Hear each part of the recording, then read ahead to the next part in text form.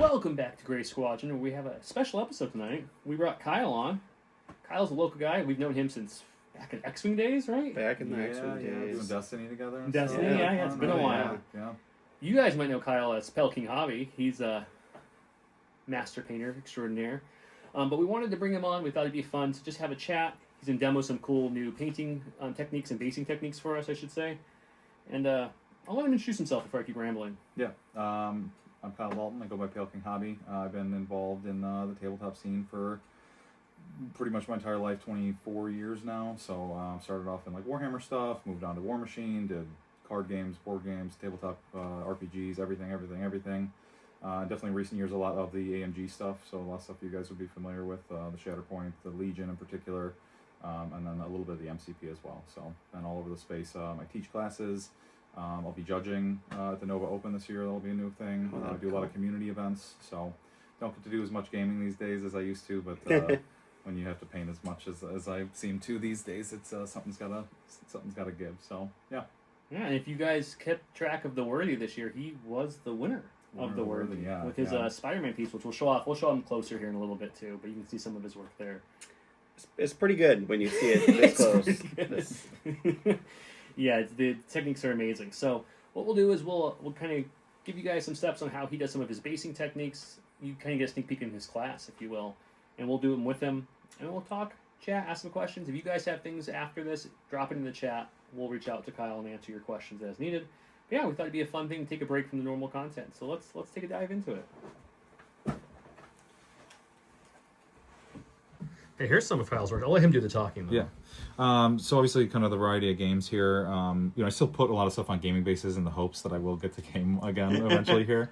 So, a lot of the stuff kind of down here is quicker stuff, Kit Fisto around 8 hours, Krennic around 20. So kind of these challenges to get myself, the brushes moving and still get that, that dopamine hit of feeling like I am completing stuff and not have to do these big burner projects, because obviously you're kind of a significantly higher time investment there.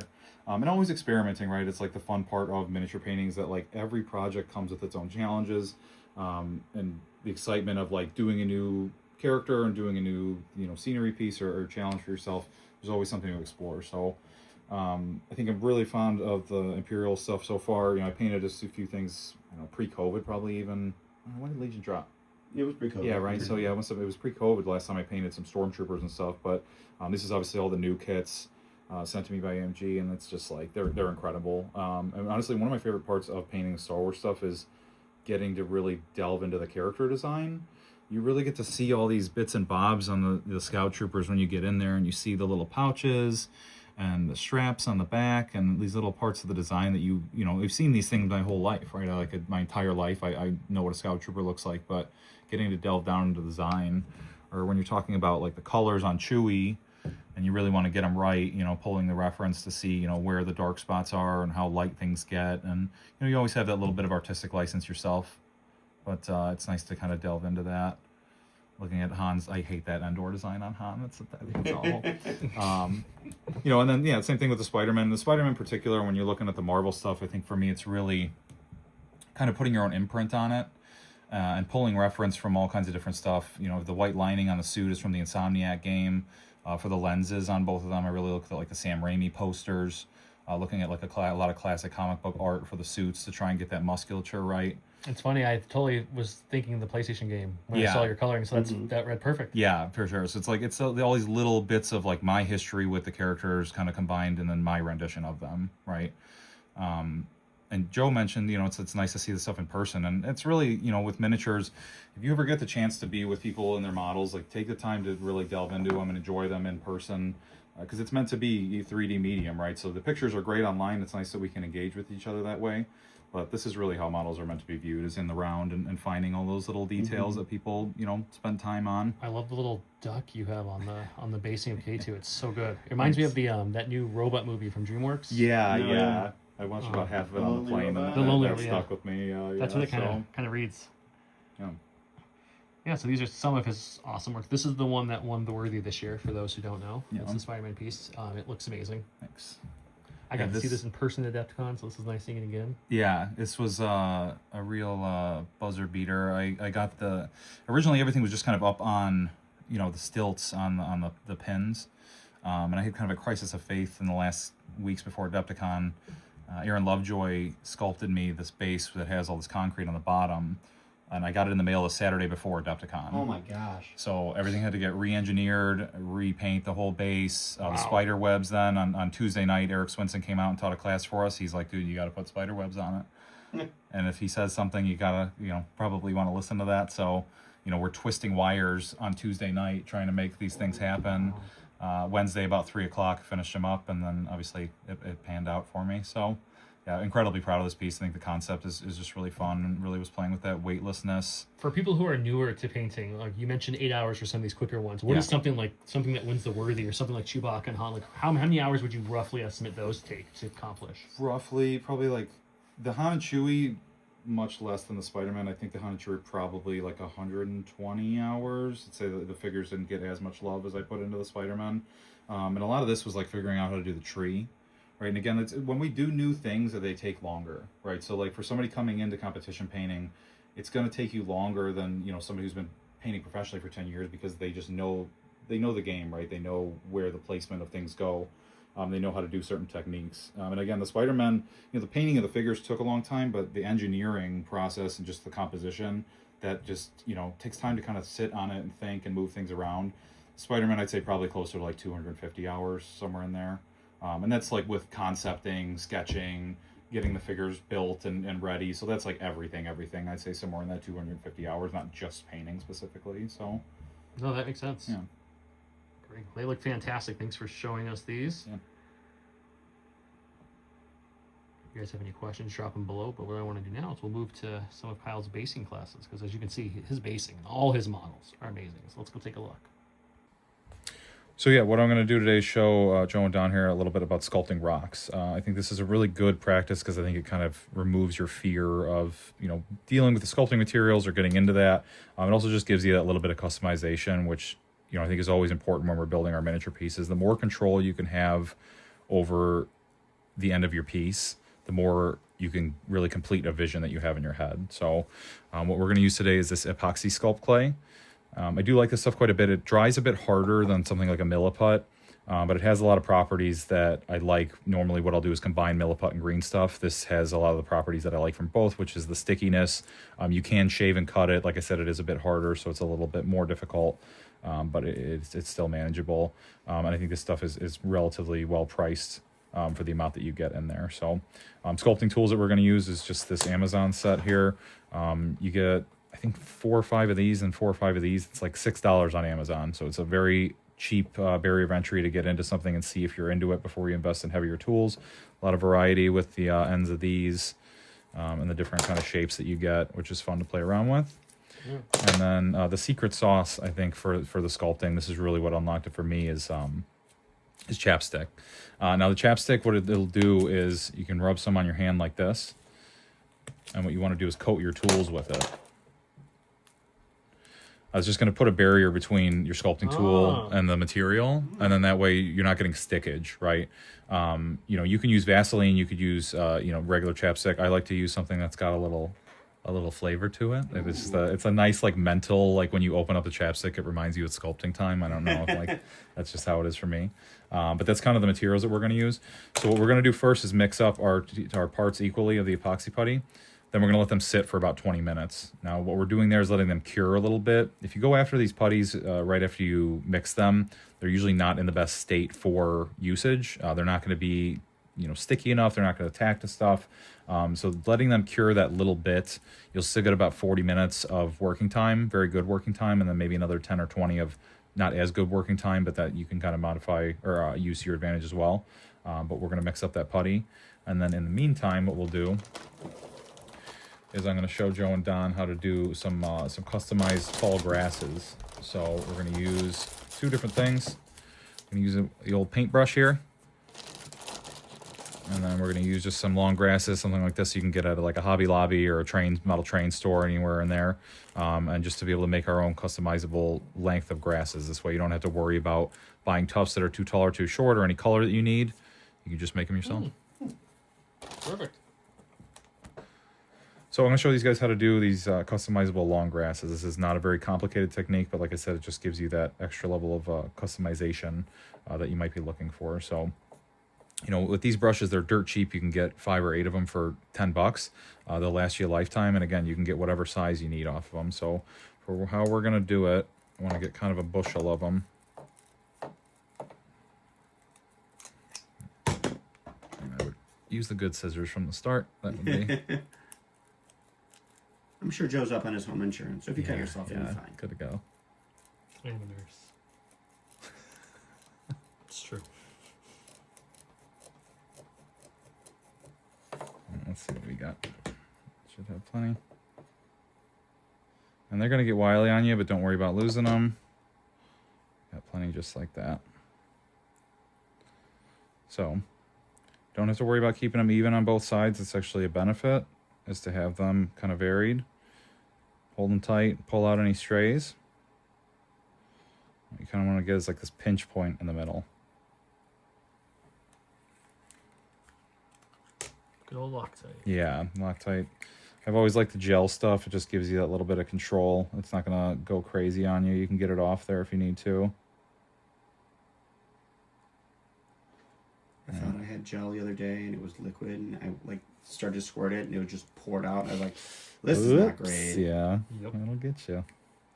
So just trying to bind the strands together at this kind of conjunction point. Right, and at this point again, because nothing's dry, we can spread them out. We can get that little bit of splayedness to them. Or you can keep them tight if you want to. All right, you can see right there that that's going to give us, once this dries, we can cut it right underneath our glue point. Put a little paint on it. We can come in with some scissors on the top. Get some extra cut, get some extra variety, right? And then grasses. And you can do it with all kinds of different stuff. Like I said, you have different colors you can order online. You could build a bunch of these, lay them on a sheet and airbrush them, put them whatever color you need for your, you know, if you got purple, you know, foliage or blue or whatever kind of alien world you want to do for Star Wars. Purple's Don's language. There you go. That's true. Nice and easy, especially when you have a really neutral color like this. That purple will take right to it, and you'll be able to make it, you know, however you want. Make them nice and dark towards the bottom. Always try and guide your viewer upwards, right? So if we're dark at the bottom, light at the top, really point our viewer towards our models. That's good advice. Yeah, I like that. There you go. So when I'm Okay, so Joe and Don did some of their own, so they've got some drying over here. We've got my original one that I cut, like I said, right kind of beneath that connection point, and it kind of just broke apart naturally for me. So from there, you can peel this apart a little bit more even, get yourself some separate strands. And again, maybe you could take some styrofoam or anything you can just attach them to, lay them out, do a little airbrushing, and you've got whatever color. And then with some scissors, which I actually like these little guys. If you do a lot of basing, getting some little scissors like this is nice. Like toenail scissors. Yeah, yeah. So like they're really good for like when you have your tufts around the side of the base. You can come in and just kind of curate a little bit. Yeah, so it keeps you kind of uniform on the side. Okay. a baser and a gardener. Yeah, At it's the a same time. little bit of everything. You know, again, kind of coming in from this top angle. Think about like the barber sometimes, or if you know how you cut hair. The angle that you cut it at is going to kind of be a different feeling, right? Now I feel left out. I'll be joining you one day, everybody. Don't worry. So yeah, and then again, just a nice variety of different sizes, shapes, colors gives you that extra bit of natural difference. It's like build your own tufts. Yep. Very cool. All right, so now on to the sculpting of the rocks, right? So our material's been sitting for that 20 minutes or so, so it's toughened up a little bit. It's going to be a little bit easier to work with. Something you can really do to help yourself is using something like a tin foil, or you can use cork as kind of, you know, an inner placement for your rocks. This way you're not using all material. It's going to save you money in the long run by not using as much of that, and it just gives you a little bit of structure to work off of, right? So I want to kind of build maybe like a little spire, like a little bit kind of a, I don't know, how do you call it? I guess the lag might. Yeah, I Because can't it's remember because it's which one mighty, goes up because or it's which one goes mighty, down. and it comes from, and it goes up, and it's like tight to the ceiling. Is that what it is? Back in geology Is that class, right? guys. Yeah. I'm sure the comments will tell us. Yeah, I'm sure. So again, I'm not looking for anything spectacular here. We just want to go general to specific, as always. And this is a really good way to break down any kind of, painting or sculpting or anything. You don't need to have it perfect on the first go. You've got time to modify it, and you've got time to get it right. So we can be very general. We can move into the specifics later. So I'm just looking for what kind of height I want. See me, I'm pressing it down because I'm trying to get it flat to the base so I can glue it down at some point here. Makes sense. Right. And then we always, of course, we want to be able to measure this next to our models, right? So we want to be able to look and see, like, how tall is this next to Thrawn? Do I want it bigger than him? Do I want it smaller than him, right? Thrawn, I think, is a bit taller than your average stormtrooper, so maybe giving him something that's not as tall gives a little bit more perspective that he is so huge. So maybe that'll be good. Sure. Yeah. So what we're going to do is just glue that down. And then while that dries, just take a minute.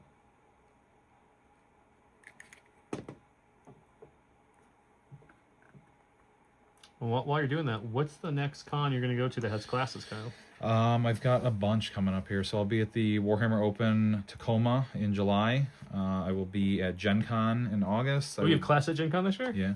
7 classes I think I'll be teaching. Maybe me and Don will have to hop into one. Yeah, come by for sure.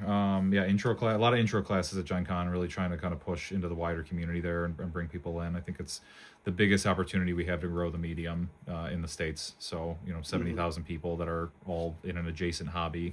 You're not going to find a better crowd, I think. So very excited to hopefully bring some new painters in.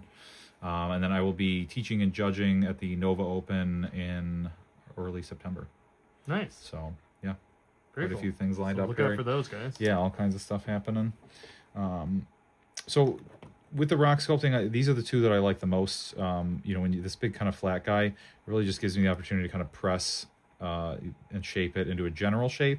And then I can come in with something like this and get kind of smoother, rounder edges that you'll see me doing in a second here.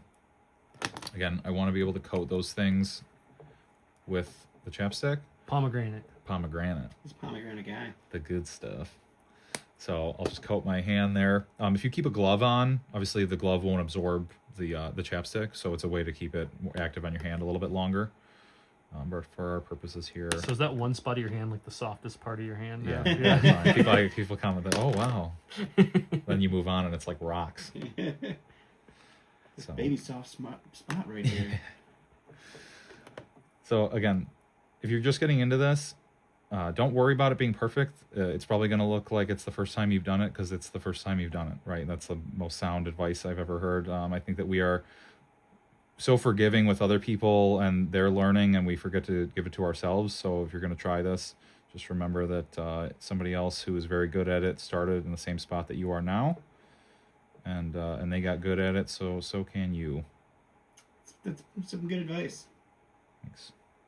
I think when Dallas was doing our little painting thing, he was saying, like, as soon as you put paint on a model, you've done more than 80% of the people who've done anything like that. Without a doubt, yeah. Being a doer is like, it's an accomplishment in itself, right? Like, yeah, most people live in a culture of consumers, right? So if you're a doer, it's like it's an accomplishment. It's a good thing. You should feel good about it. So I think you can kind of see, like, right there. Let me see if that's on. Yeah. I mean, that's 14 seconds of work, right? I'm like, that's a rock. That's right? a rock. That's a livable rock.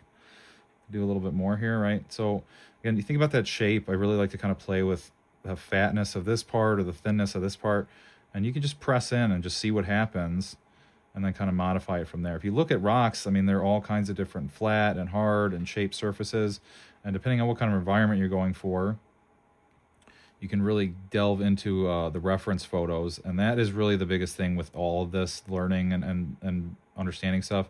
Look at more reference photos. I think even, again, if you take 60 seconds to look at reference photos of rocks online before you start sculpting, it just puts you in a space where your brain is more actively thinking about it. We're all more experts on life than we want to give ourselves credit for.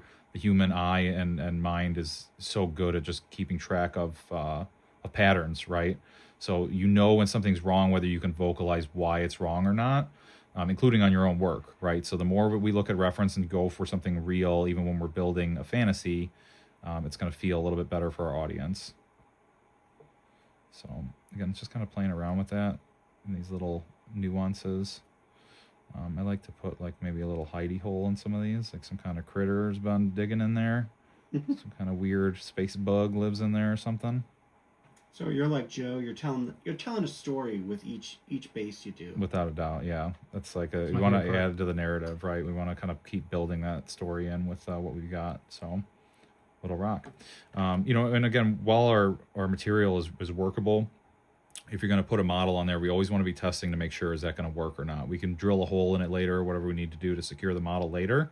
But if I'm going to put another rock over here, I just want to make sure, okay, is this working? Or if I've got a model with his foot up, okay, is this making sense? Is this actually going to lay in when I go to lay the model down on the rock and on the base? You can fix that stuff later too. You can always throw tufts under bases. It's really, really important you do not have floating models unless they're meant to be, because it just, again, kind of breaks that illusion. Yeah. So I'm getting onto kind of the spire here. You see, we'll see if it sticks down for me, but the material will stick to the foil for sure, but we'll see if the foil wants to stay attached to the base. But just kind of making it a little bit thinner of a sheet. Again, I'm going to use less material here, which is, again, saving me money in the long run. I'm not wasting material, but I'm also making something a little bit more lightweight, right? So you don't have to pick up a model on the board and make it doesn't feel like old War Machine days when you got a 5-pound warjack you're throwing around, or Yeah, I can imagine the more material you have on the base, the heavier it is. Especially when you get to the Legion bases at the smaller size. If you're putting a big chunk of putty on there, it's gonna feel a lot heavier. Yeah, or if you're gonna do a tank with a big rock, right? Like, you're looking at a heavy guy. So something to keep in mind too is that we don't have to get this in one go, right? Like if I do it like this and I focus on this area and I have this bits of tinfoil showing in the bottom, I can always come back and modify it later, right? And if I have an area where I left a thumbprint, I can take a knife to it. If I have an area I just don't like, I can cut it off and I can redo it, right? Sculpting is best done in phases. So if you're going to do a big base of rocks, you're better off doing it over time than trying to get it all in one go, especially because what you'll find is you will get something looking really nice and then you'll move on to another area and you will put your thumb right in what you just spent all that time making so pretty. So, and you guys are seeing me just use my hands. I do that pretty often. Like, if you're more dexterous with your hands than you are your tools, especially at the beginning, like use them to make that general shape and then move from there. So give that kind of a little kink. A little Nightmare Before Christmas band. Yeah.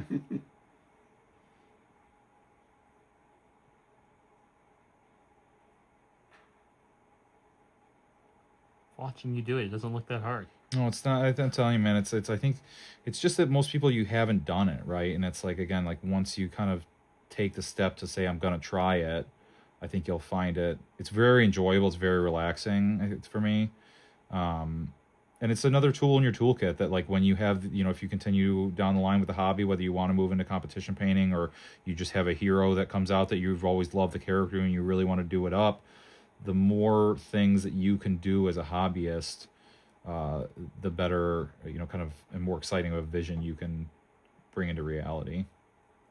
Yeah, especially if in a game like Legion where you got 10 Anakins in a tournament, it's cool if your Anakin has a stalagmite that you made yourself. Yeah, if it's unique, right? It's like it really is yours, right? And then again, if you are, if you're going to a tournament and you say, you know what, I'm going to try and shoot for getting one of these painting awards, you're really going to impress people when you have that wider toolkit and that wider, kind of unique vision.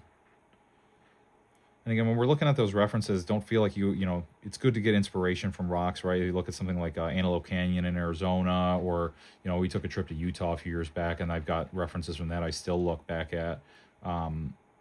There's like so many cool things that you can make look so magnificent that are part of our world, but you can go nuts too because we're working with a galaxy far, far away, right? We can make this into whatever color or material we want and still have it kind of based in reality to some degree.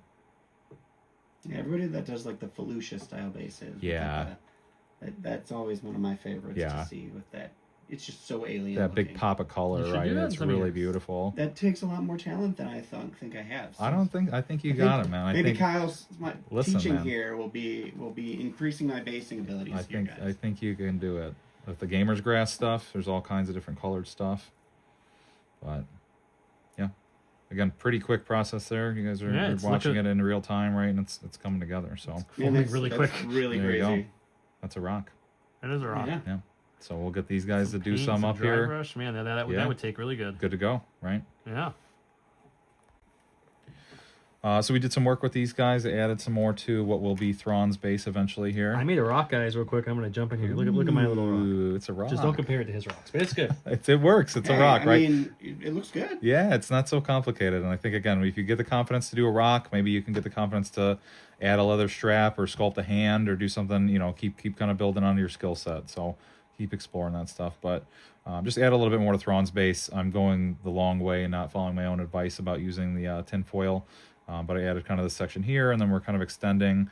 I thought maybe I could get them here, but I think actually I want them something more like this, right? So a little bit more, Yeah. a little bit of intimidation. I want him up commanding the army. I want him tall, right? Like, Yeah, it's very Thrawn. Up Yeah. high, looking Yeah. down. I got you. so I like it. It's You sculpted a little rock on top of your other stuff, yeah, too. little rock. Always good to add those bits of variety, right? You can see the different materials here too. This is that Tamiya that I mentioned. I just had leftover sculpting material from something else that I'm working on. So we were kind of talking about it. If you mix up a bunch of stuff and you've got leftover, always good to just grab a couple Legion bases, throw some rocks on them, and then whenever your next kit comes in, you've got them ready to go. So Looks good. there's the rocks. Well, thanks for showing us rocks. Yeah. And Yeah. some cool tall grass techniques. A nice For a little sneak peek of what your class would actually look like. Yeah, It's really definitely. cool. Yeah. If people are interested, this has got Pale King Hobby. That's me. That's Links will absolutely be in the it'll description. be on guys, the as stuff. well. So yeah, classes, private coaching. If you guys ever have questions, like these guys said, drop them in the comments. They'll be in contact with me, and I'll be around. I'll be on the Discord if you guys want to hit me up for anything on there. Let us know, too, guys, in the comments. What else would you like to see Kyle go over? He's talked about like brush care and some painting techniques and stuff. Let us know. We can bring him back and have him do something else too. It'd be really cool. Yeah, it's nice to have a really good painter, really local. Yeah. Well, thank you so much for coming, Kyle. Yeah, thank you absolutely. for Yeah, thanks sure. for having me, guys. Thank Yeah, you guys it's for been very fun. watching. And yeah, Kyle's in the Discord, so if you're not in our Discord, come join our Discord. Absolutely. Also, link in the description. Yep, link in the description. Till next time, thanks again to Don. Thanks, Kyle, for coming out. Yep. And thank you guys for watching. Bye.